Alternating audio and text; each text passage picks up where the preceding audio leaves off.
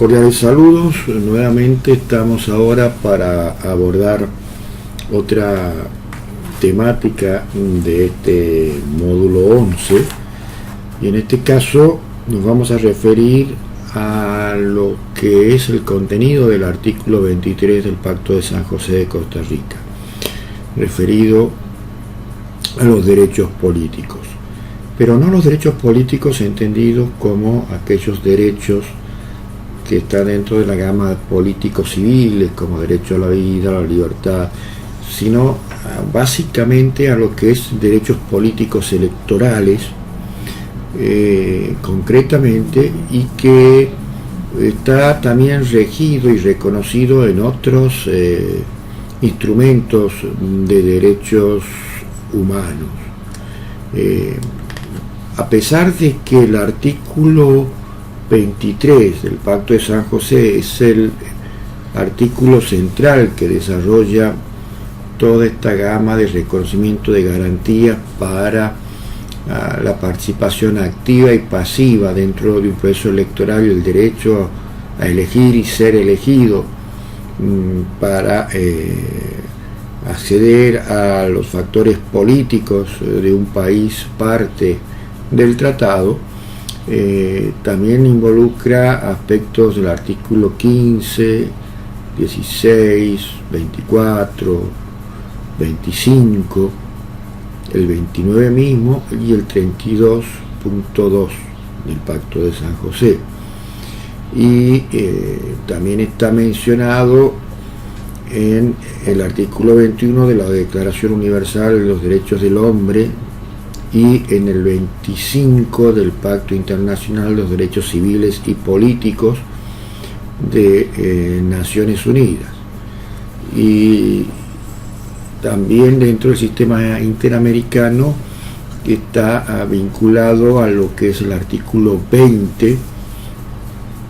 de la Declaración Americana de los Derechos del Hombre. Aquí tenemos que partir que los derechos políticos integran la categoría de derechos que tutelan las libertades públicas, nacen como producto de aquellas tesis liberales clásicas que en cierto modo resaltaban la posibilidad de proteger la libertad e intimidad que tenían los individuos frente al ejercicio arbitrario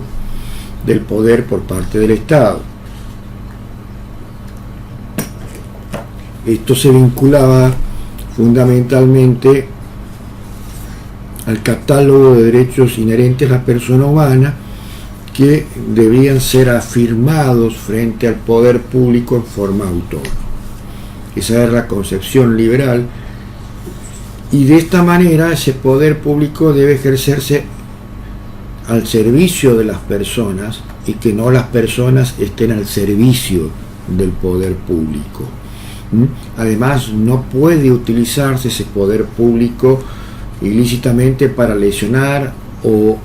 afectar atributos inherentes a la dignidad humana, cosa que lo venimos desarrollando a lo largo de este curso. Por eso, los derechos políticos pueden considerarse como aquellos orientados a tutelar la participación o el protagonismo del individuo en la sociedad, sobre todo entre lo que también es dable incorporar aspectos, por eso decíamos, de la vinculación con otros artículos del Pacto de San José, de libertad de expresión, la libertad de asociación, que eso facilitaría el canal por donde se ejercen esos derechos políticos, sobre todo los partidos políticos, y si no tuvieran la libertad de expresión no podrían hacer sus proclamas de programas para ofrecer al electorado, y también son todas una serie de libertades públicas que debe tutelar el derecho internacional de los derechos humanos, ¿no? Así, el artículo 23, en su inciso 1 del Pacto de San José de Costa Rica, nos refiere que todos los ciudadanos gozan de los siguientes derechos y oportunidades, y después establece en su letra A de participar en la dirección de los asuntos públicos, directamente o por medio de representantes libremente elegidos, de votar y ser elegidos en elecciones periódicas, auténticas, realizadas por sufragio universal e igual, por voto secreto, que garantice la libre expresión de voluntad de los electores, y a su vez de tener acceso en condiciones generales de igualdad a las funciones públicas de su país. La ley, obviamente, como todas las cosas, no hay derechos absolutos, puede reglamentar el ejercicio de los derechos y oportunidades a los que se refieren los incisos anteriores, y exclusivamente por razones de edad, nacionalidad, residencia, idioma, instrucción, capacidad civil o mental, o condena, o por juez competente en proceso penal. Es decir, que esas son las restricciones que pueden tenerse, ya sea porque puede estar reservado solamente para los nacionales de ese lugar donde se celebra las elecciones, para ser candidato a determinadas ejercicios de derechos cívicos, ser nativo o ciudadano por opción de ese país que elige sus autoridades. Puede también de que haya un límite de edad, por eso cuando se habla los textos constitucionales para ser presidente o para ser legislador o incluso para integrar algunas cortes, se establecen edades mínimas. También algún tipo de instrucción mínima puede ser una restricción válida que se pueda oponer a esta libertad para aspirar a tener acceso en condiciones de igualdad a alguna de las funciones públicas de alguno de los países partes del tratado. Su capacidad civil, obviamente que no esté inhabilitado legalmente, o mental, pues si tiene alguna deficiencia que le impida poder ser candidato. Otra de las cuestiones son condenas. Sabemos bien que las condenas penales interpuestas por jueces competentes y dentro de un proceso penal en el cual se hayan observado todas las garantías, también pueden generar inhabilidades como sanciones para postularse como candidato o para ocupar cargos públicos. Esto tiene en cierto modo una conexión con lo que un gran jurista italiano como es, y que habla de estas cuestiones democráticas, como es Luigi Ferrajoli, refiere a que la democracia constitucional está sostenida básicamente en un conjunto de limitaciones que las impone la misma constituciones políticas, y estas limitaciones son impuestas justamente porque en realidad se está imponiendo limitaciones al ejercicio de un poder a fin de salvaguardar esa concepción democrática y darle sustancia al ejercicio de garantías de los derechos fundamentales. La relación democracia y derechos humanos es una relación no libre de complejidades y paradojas. Yo he escrito un artículo al respecto que debe entenderse también por esta relación compleja. No todo Estado que se dice democrático respeta los derechos humanos, ni es garantía de que respete los derechos humanos, sino que debe cumplir una serie de requisitos y cumplir en el cual valore y respete todos los enunciados que tienen estándares establecidos por la comunidad internacional al respecto. Y decíamos entonces que el poder público debe ejercerse al servicio de la persona, fundamentalmente de las personas de la sociedad, y que tienen límites en el ejercicio de dichos derechos. Y es tan importante esta concepción del ejercicio de los derechos políticos vinculados a la legitimación de acceso y ejercicio del poder público, que tanto el Pacto Internacional de Derechos Civiles y Políticos como la Convención Americana han identificado al ciudadano como aquellos sujetos que revisten tres aspectos importantes,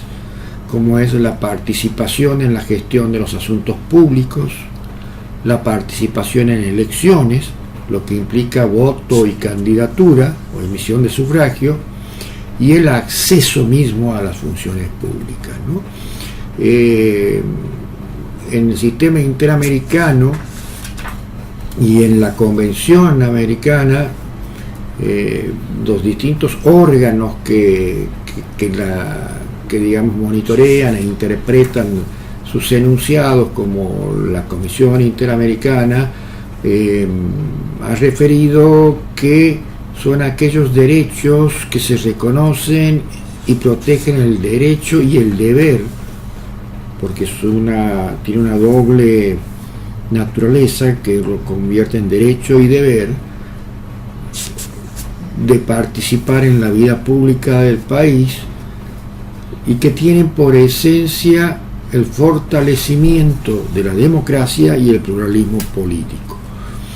Entonces, en ese marco, el Pacto de San José va a reconocer y proteger la participación política a través de lo que es el derecho a sufragar o emitir el voto, lo que se llama el sufragio activo, como así el derecho a ser candidato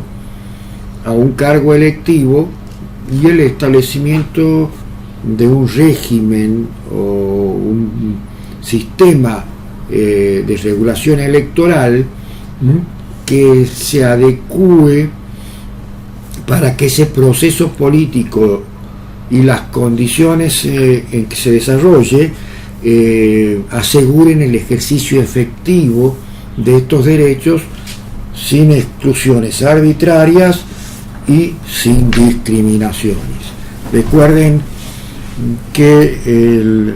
lema y postulado de los derechos humanos es la igualdad y no discriminación.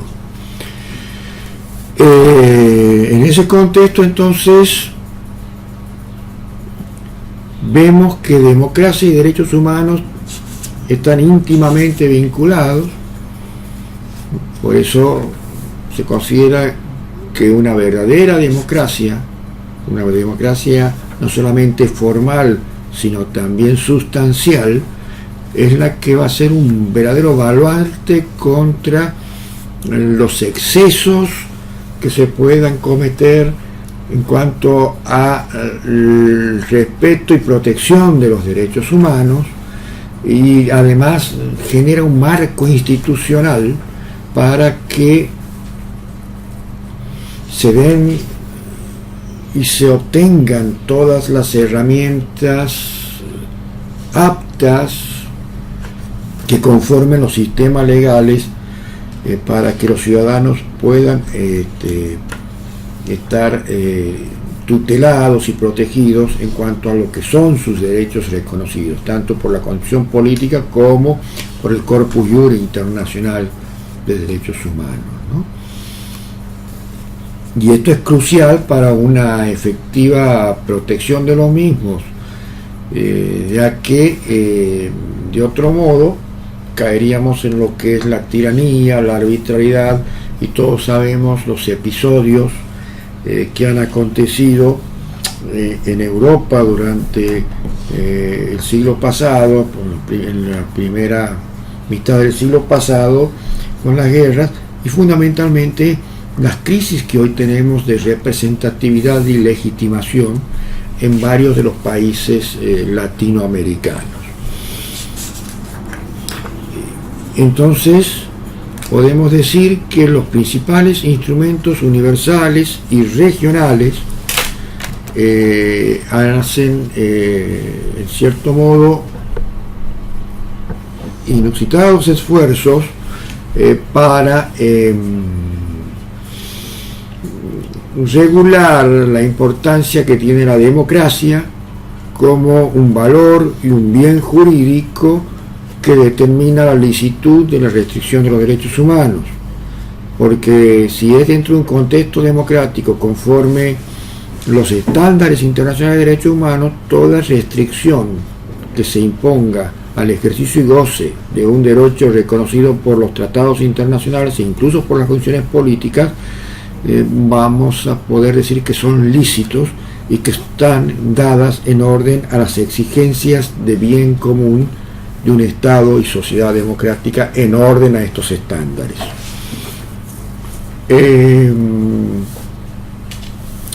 Pero lo importante aquí es empezar a establecer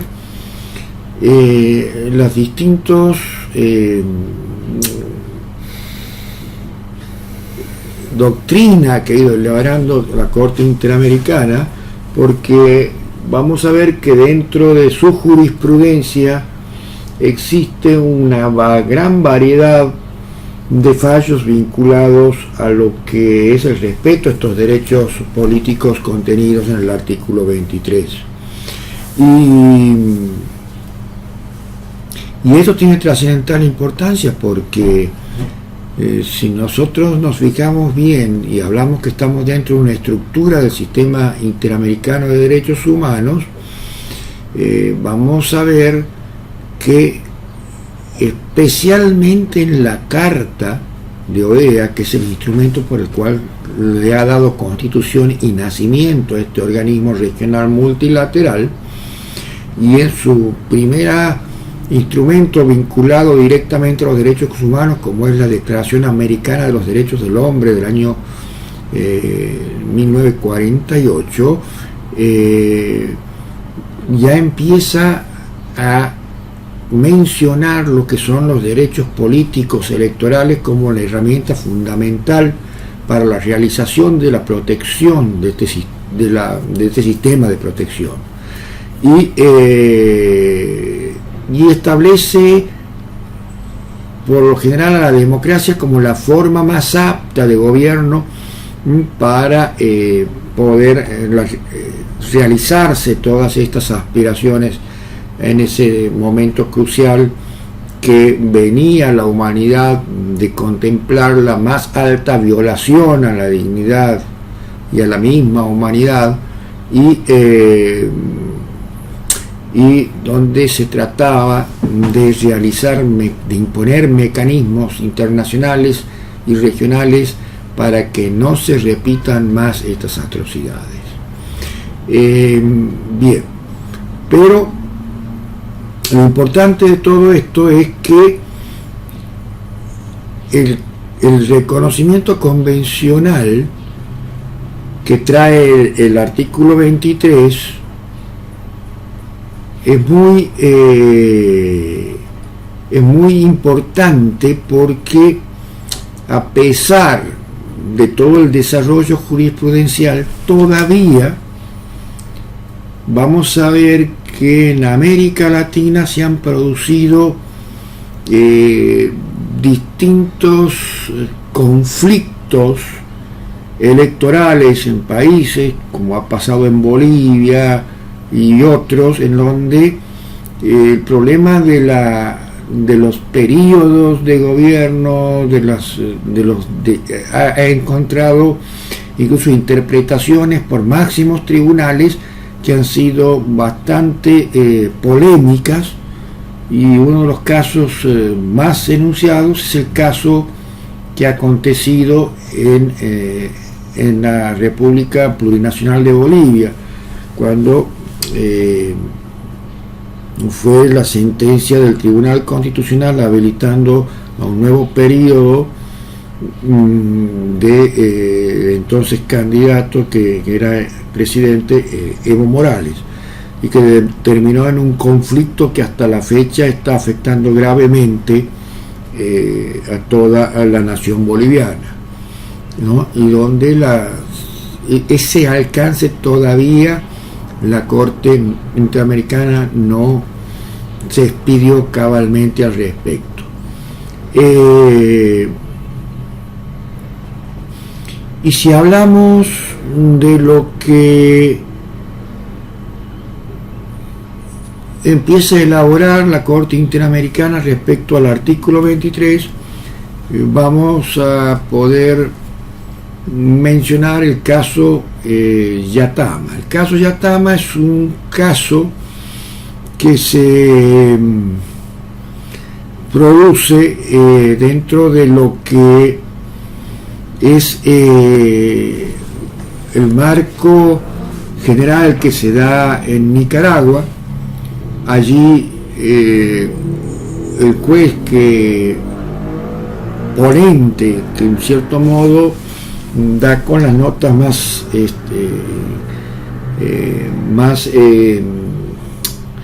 importantes de este fondo de sentencia de la Corte Interamericana, es el juez García Sayán, que concluye que la Carta Democrática aporta dos elementos fundamentales para la interpretación del artículo 23. El primero,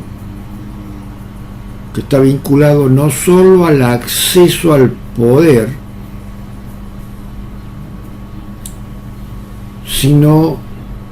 está también al ejercicio. Lo que debe garantizarse es que haya una verdadera legitimación de origen y una legitimación de ejercicio al poder.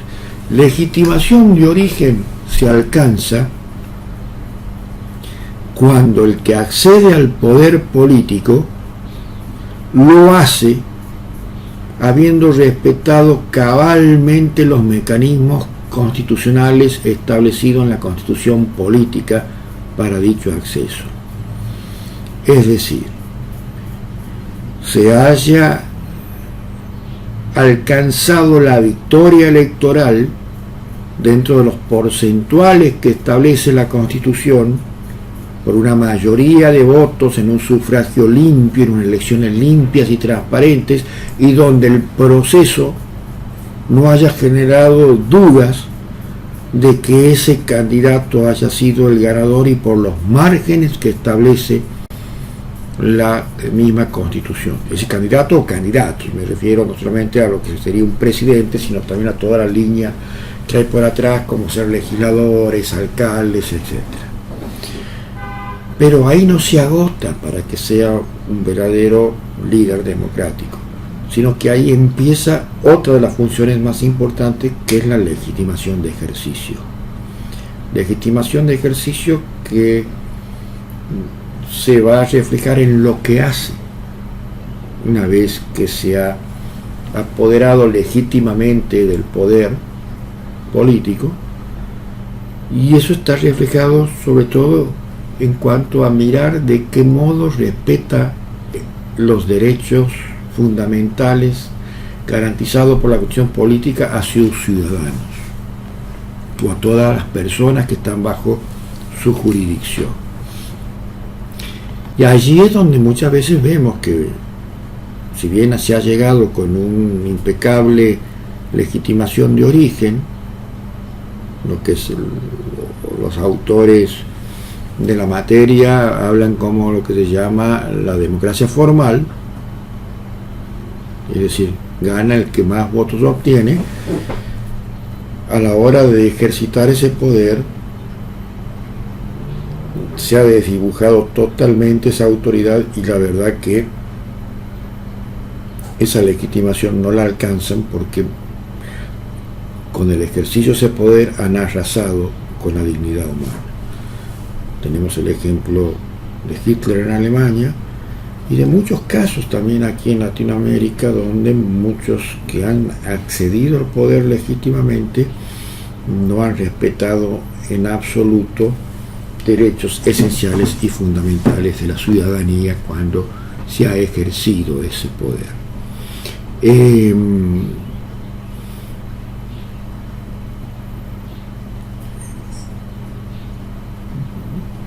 Y si hablamos de jurisprudencia de la Corte Interamericana, vamos a primero a ceñirnos a lo que es el derecho a la participación política,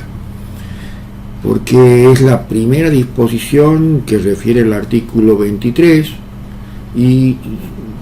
direcciona hacia una universalidad de participación sin exclusiones, como que todos los ciudadanos que cumplen con los requisitos legales, ya sea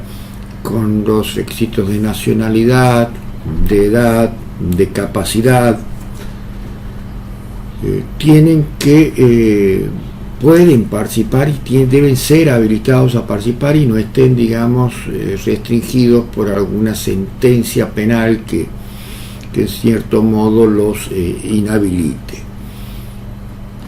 ya que también esta sentencia, este proceso de inhabilitación tiene que haber sido un proceso limpio en donde se haya debidamente justificado y motivado que esa inhabilitación es legítima y se han respetado todas las garantías de defensa y garantías de un debido proceso, como también está contemplado en el artículo 8, y donde se haya a la persona afectada dado todas las facilitación de acceso a una tutela judicial efectiva. Porque en muchos casos esas habilitaciones han sido impuestas de un modo discriminatorio, no respetándose esas garantías, y también la Corte Interamericana ha tenido el reflejo suficiente para declarar que esa persona ha sido indebidamente inhabilitada y ha sido ilícitamente impedida su participación en un proceso electoral. Quizás el caso más claro que podemos ver en esa mecánica y cuál es la forma legítima de poder restringir un derecho electoral pasivo, es decir, a ser candidato a una de las funciones de gobierno, sea el caso López Mendoza contra Venezuela. Este caso que fuera fallado en el año, si no recuerdo mal, en el año 2012, si la mente no me falla, lo voy a verificar, 2011, allí estableció que este señor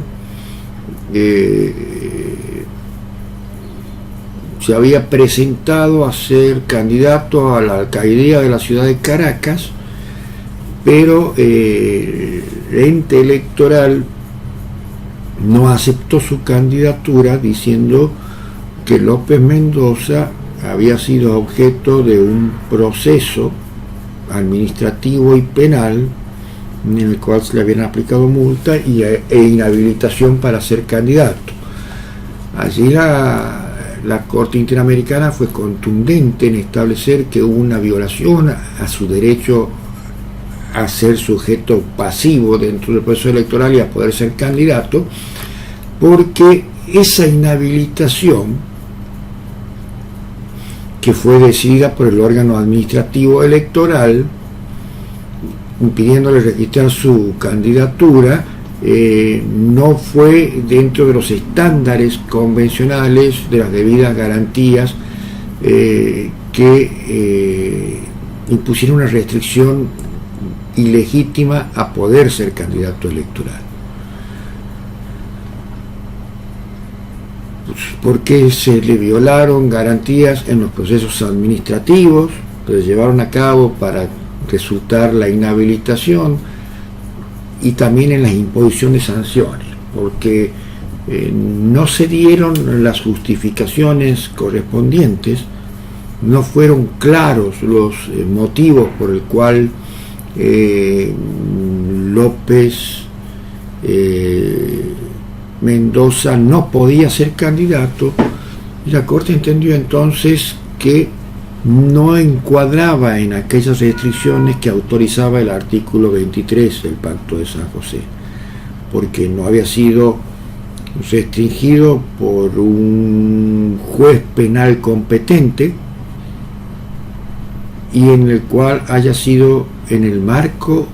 de un proceso penal en el cual se hayan observado las diversas garantías. Además, también observó en lo que se probó en esa causa que López Mendoza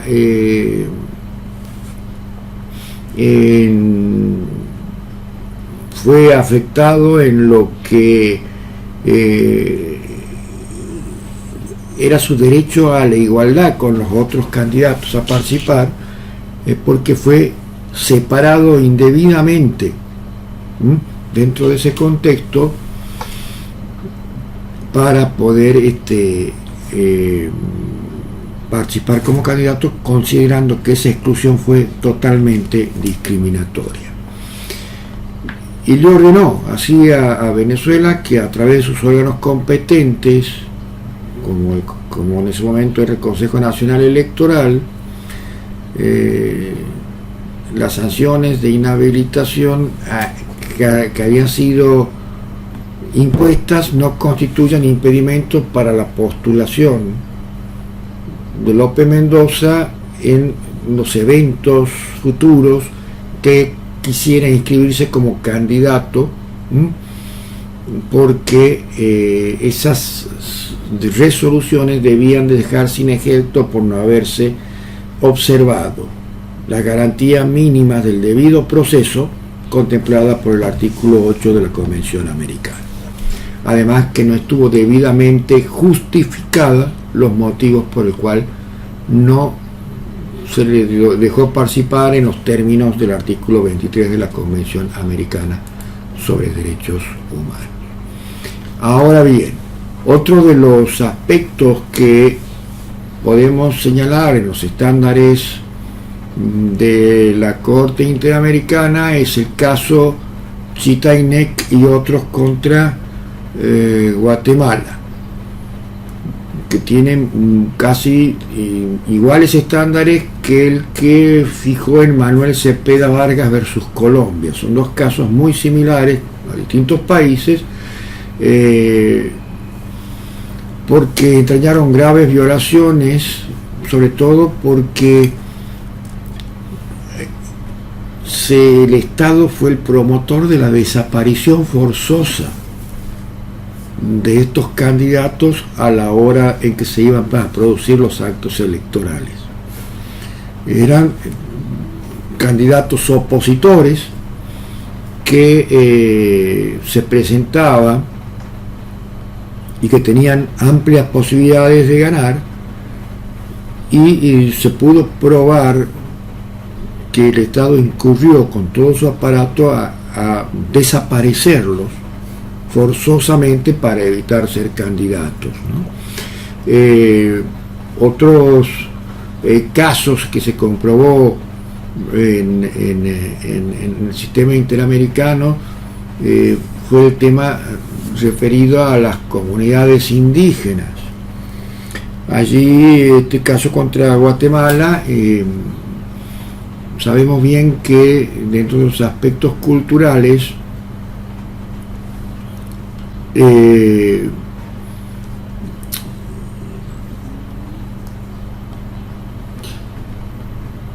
los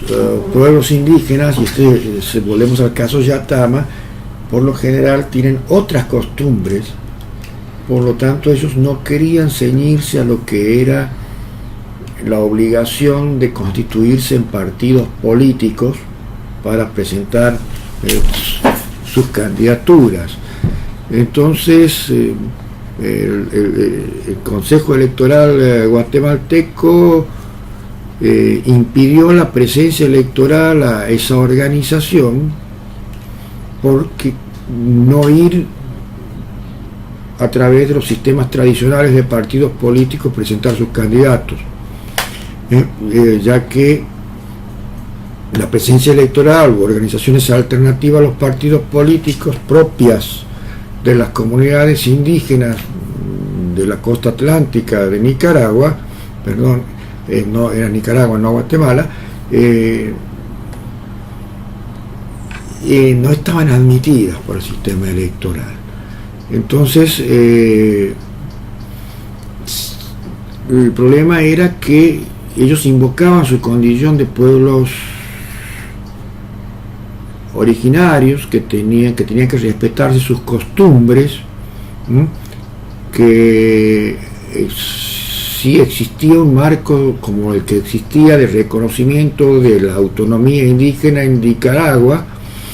Se violaba en cierto modo esta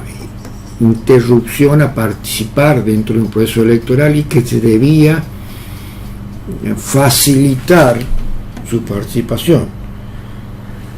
La solución era que si Nicaragua reconocía estas comunidades, tendría que haber articulado alguna regulación a estos sistemas que por costumbre tienen una forma de participación política distinta a la que tiene el común, digamos, o el hombre blanco, para llamarle en definitiva a lo que es el aparato oficial del Estado, porque parecía un contrasentido reconocer la autonomía indígena y sus costumbres y no regular después el modo de participación en base a esas costumbres, esas culturas, lo que era la participación. Además que los sistemas de ellos no son a través de procesos propiamente dicho electorales, como tiene el aparato oficial, sino se hace a través de asambleas triviales, en las cuales se eligen sus autoridades, o asambleas de familias, ¿no?, que integran los consejos comunales de esas comunidades. Yatama además había participado bajo fórmulas permitidas en la legislación electoral anterior a la nueva que se había establecido en Nicaragua, en la cual generaba ese impedimento, y eso obviamente era un retroceso a los enunciados de la progresividad de los derechos humanos, porque si antes podía, ahora no, con un nuevo sistema. Entonces allí se veía, digamos, flancos en que se afectaban derechos humanos, ¿no? Y a partir de esa sentencia de Yatama, la Corte ha presentado un estándar muy claro de lo que es la igualdad como condición indispensable para el ejercicio de los derechos políticos electorales, al tratarse además de la conducción de la vida de las personas a través de la actividad política. Y hay una muy buena referencia que hace el voto razonado del juez Sergio García Ramírez, que en ese estado de situación que se generaba en Nicaragua, el derecho a sufragio para ser candidato, sufragio pasivo como se le llama, debía regularse mediante una ley que debía garantizar las condiciones de igualdad en circunstancias de participación y representación popular, y que, no siendo admisibles distinciones discriminatorias, como entonces impedir la presencia electoral a organizaciones alternativas que ya estaban reconocidas, alternativas al formato de partidos políticos, eran propias, era una cuestión que afectaba este principio de igualdad básico y no discriminación para acceder a estos derechos políticos contemplados especialmente en los parámetros del artículo 23.2 de la Convención Americana. Bien, después hay otros casos como Castañeda Gutman contra México, que también es muy interesante que lo puedan leer, porque también se trata en cuanto a algunos aspectos vinculados a nacionalidad que no estaban bien definidos, y fundamentalmente eso hace a que se presente un dilema para la Corte Interamericana, debido a las particularidades que tienen los procesos electorales. ¿Es aplicable el margen de apreciación nacional respecto a las limitaciones a los derechos políticos, a las inhabilitaciones, a la suspensión de derechos civiles y políticos, o sigue con su postura que ya se ha sentado de que los estados deben adecuar definitivamente sus estructuras de derecho doméstico, incluso las electorales, a lo que son los enunciados de la Convención Americana? Pero siempre va a quedar en duda aquello que referimos respecto hasta dónde llega el sentido del alcance de igualdad y no discriminación, y las polémicas generadas con los procesos electorales en Bolivia, donde intervino la Corte Constitucional, y que después terminó generando una de las crisis más importantes de los últimos tiempos que tuvo el país plurinacional. Bueno, con esto lo único que nos quedaría mencionar es qué pasa con aquellas personas privadas de la libertad respecto a las inhabilidades, y mucho se ha hablado de esto también por lo que fue la situación del expresidente Lula en Brasil, que era prácticamente en las encuestas un claro ganador de las elecciones, y que fue inhabilitado por procesos penales para participar en la misma, aunque no estaban condenados, ¿no? Que por ejemplo en la legislación argentina se ha establecido que mientras no haya condena firme, las personas no solamente pueden sufragar, sino que además, en cuanto a emitir el voto, sino que además pueden ser candidatos aunque estén privados de la libertad. Con esto vamos cerrando en cierto modo todo lo que implica este módulo 10, y esperamos vernos nuevamente en otro módulo que va a ser el último, que me va a tocar participar, que será el módulo 14, aunque sí también voy a tocar uno de los temas en el próximo módulo 12. Muchas gracias y hasta la próxima.